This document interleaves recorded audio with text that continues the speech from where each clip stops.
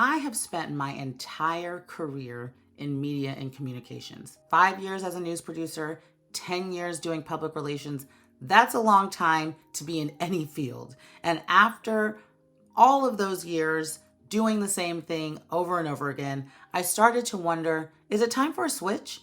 I realized that things that I had been doing that I didn't mind, I liked doing them. Now suddenly they were getting on my nerves. Now I was like starting to really think twice about whether or not I wanted to keep going. I even considered going back to school. I thought, do I need to just switch industries altogether, going to something brand new? And I was really asking myself, why am I feeling so unhappy and so dissatisfied with this work? Part of all of that sort of internal turmoil led me to take a leave of absence a few years ago, which I did for 6 weeks. And during that time, one of my really good friends bought me a book called Designing Your Life. And while I was reading that book, I was encouraged to do different exercises that would really help me to sort of figure out what I like and dislike about my job daily. Because a lot of what the book was trying to do was basically get people to understand, like, from a career perspective, what path should you be on. And so it was a lot of like journaling about what you do day to day, even like hour to hour, and really reflect on what are the moments when you're feeling really happy and what are some moments where you're not feeling so good, and try to figure out if you can identify the themes and the patterns within those different moments.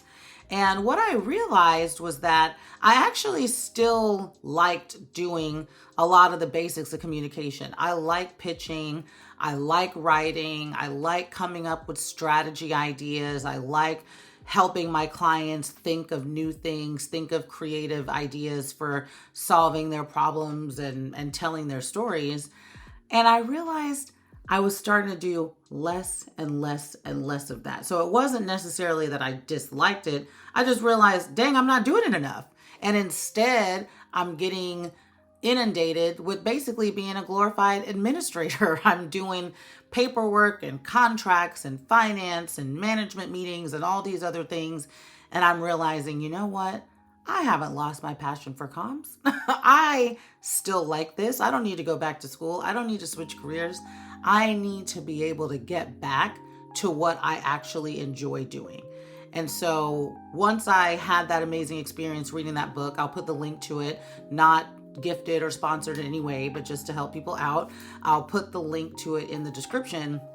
But once I read that book and went through those exercises, I kind of came out of it feeling like I had no choice but to start freelancing. It was like, how else can I build a work life that works for me? How else can I get rid of all this administrative work? How else can I actually be able to focus on the part of comms that I really enjoy?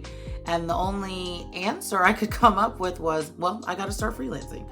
So that's what I did. And it's been great ever since. I really have not had a lot of those same concerns and troubles that I was having before I did this. I hope that that can be encouraging to anybody who is thinking about whether or not they might need to make a switch. If you're in comms, whether it's traditional PR or marketing or advertising or branding, and you're saying, wait a second, is it the industry that I hate, or maybe it's just my job?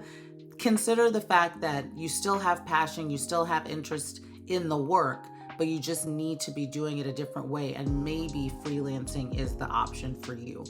I think one of the really important things that I've learned as a freelancer, and even before I started doing it full time, I was realizing that building community and connecting with other freelancers is really important.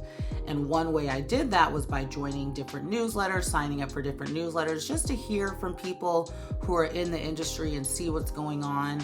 And so I encourage you to do the same thing. I have a newsletter. You can join it at freelancefreedom.podia.com. I also have the link to that in the description.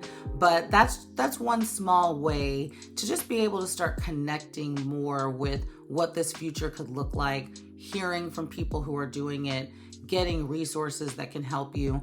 And so that's something that I encourage you to do. But otherwise, consider what I've shared. If you found any value in what I shared, feel free to like and comment and save this video. Let me know in the comments if you can relate to anything that I've shared.